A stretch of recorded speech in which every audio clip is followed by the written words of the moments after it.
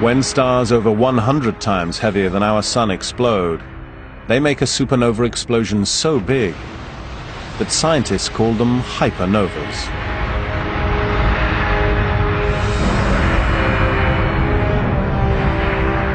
And it was a hypernova that almost started World War III.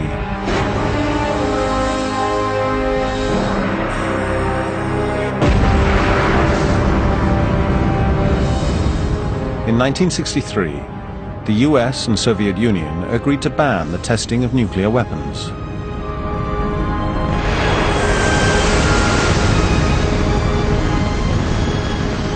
To keep an eye on the Russians, the US launched spy satellites.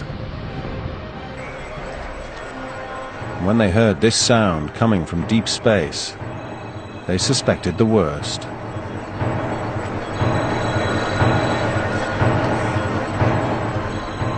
The United States government launched the Vela satellite, looking for nuclear detonations.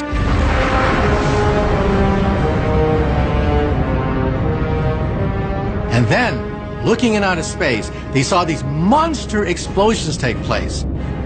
And the military thought, oh my God, the Russians are testing secret atomic weapons in space.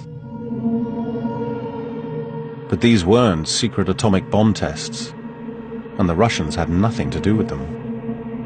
They began to look at where this radiation came from. It came from all over the galaxy, beyond the galaxy. Now, there's no way the Russians could shoot explosions in outer space beyond the galaxy. And then people began to realize that we were staring something new in the face. They were super powerful explosions of high energy radiation called gamma ray bursts. And they were coming from exploding hypernovas.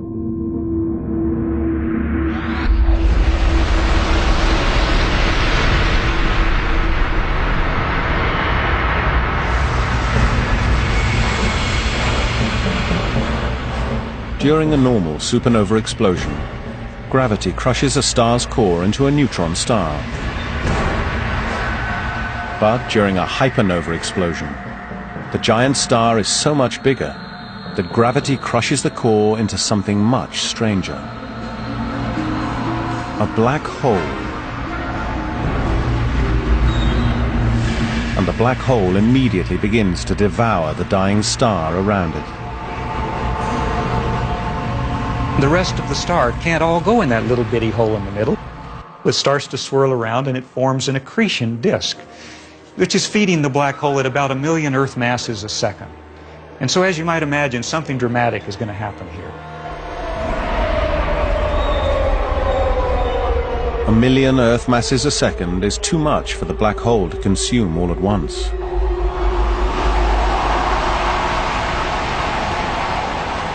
So it discharges a lot of it back out at nearly the speed of light.